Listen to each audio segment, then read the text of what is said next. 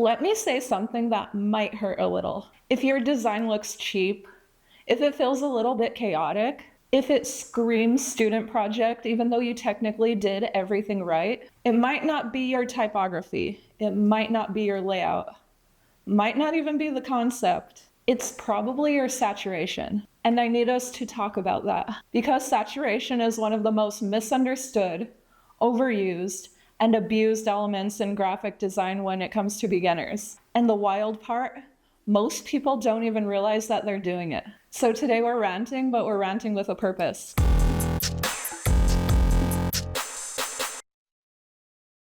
Quick fundamentals before I spiral. Every color has 3 core properties: hue, what the color is; value, how light or dark it is; and saturation, how intense or pure it is. Saturation is the intensity, is the purity, the how loud is this color yelling at me factor. A fully saturated red is bold, it's vibrant, it's almost aggressive. And a low saturated red, it suddenly becomes a little more rusty and dusted. Very muted, very sophisticated, very emotional. Same hue and completely different vibe. That's the power of saturation. Saturation doesn't change what the color is. It changes how the color behaves. And behavior really matters.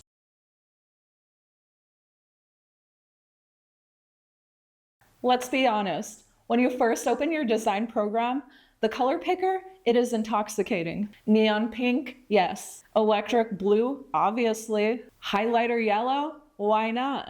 Because bright, it really feels exciting. It feels confident, it feels noticeable, it feels professional. But here's the hard truth. Beginners design for attention, and professionals, we design for control. If everything in your design is at 100% saturation, nothing stands out. It's like when you walk into a room and everyone is yelling. Technically, yes, you have everyone's attention, but no one is being heard. Hierarchy collapses when everything is screaming. You lose your focal points, you lose your balance. You lose subtlety. And subtlety is not a weakness, it's maturity.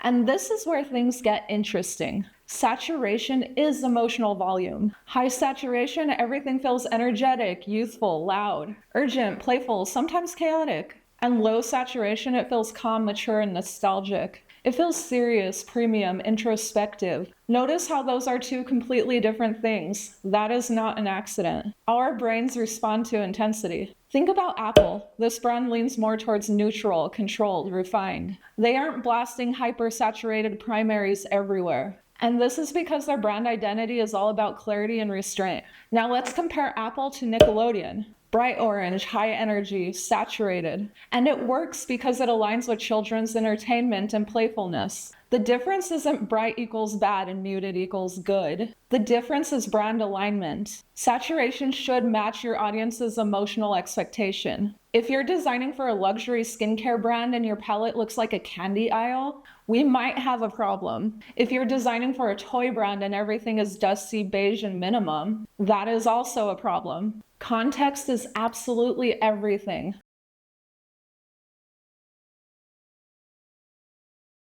Here's my rant.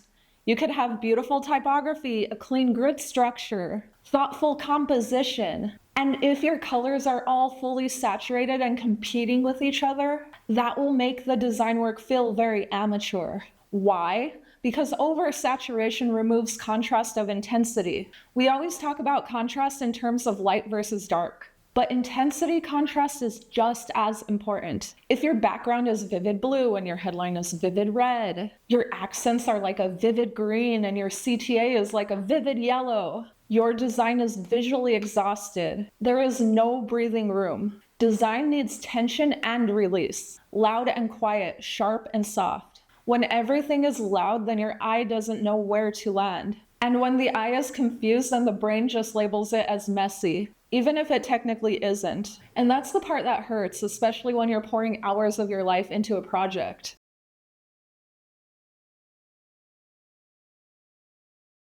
Let's get slightly nerdy. High saturation increases stimulation. Our brains interpret intense colors as important. This thing is urgent and attention-worthy. If everything looks urgent, then your viewer experiences cognitive overload. They won't articulate that, but they will feel uncomfortable. And then they'll scroll faster and disengage. This is especially relevant in digital design. Websites, social feeds, ads. Users already feel overwhelmed. If your brand is visually screaming full volume all the time, people will burn out. Sometimes desaturated palettes feel premium because they really don't demand your attention. They allow the user to approach them. And psychologically, being invited feels better than being grabbed.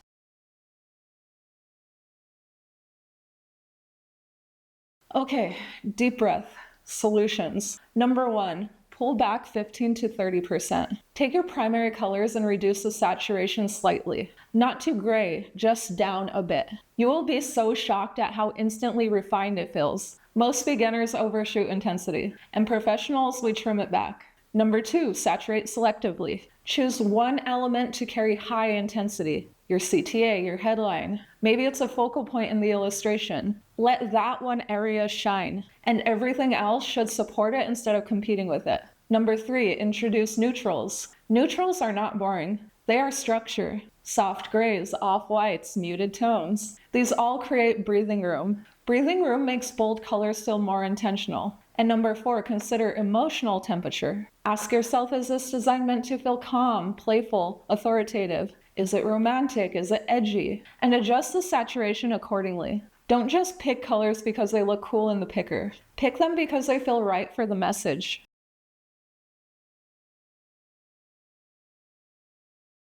If you've ever done photo editing, you know the temptation. The vibrance slider is so seductive. You bump it up and then suddenly the sunset looks so dramatic. The greens are glowing, the sky is electric. For about 5 seconds, it feels so amazing. And then you notice it starts to look fake. Oversaturation in photography destroys skin tones first. And us as humans are extremely sensitive about our facial color. When our skin looks unnaturally intense, it's not a cute look. We subconsciously register it as artificial. Subtle adjustments almost always win. The goal is enhancement, not explosion. Real life has nuance, and when your edits remove that nuance, it removes all credibility. And credibility is absolutely everything when it comes to branding.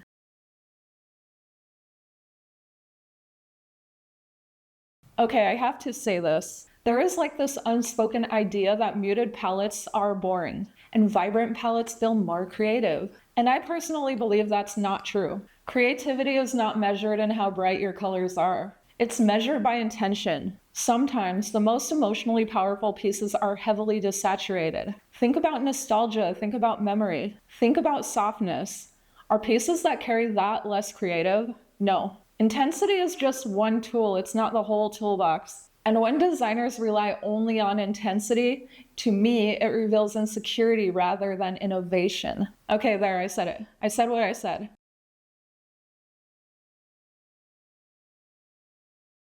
Here's what I want you to do.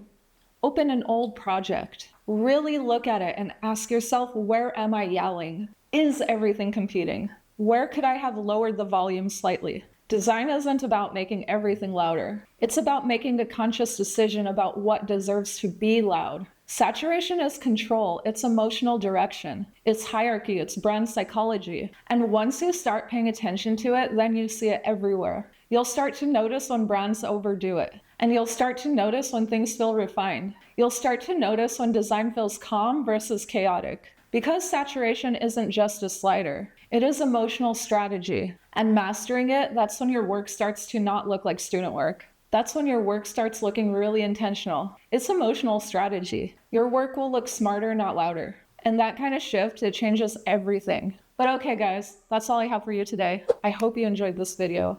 And if you did, please give it a like. Subscribe for more videos just like this because I make them every single week. And that's all I have for you right now. I'll catch you in the next one. Bye!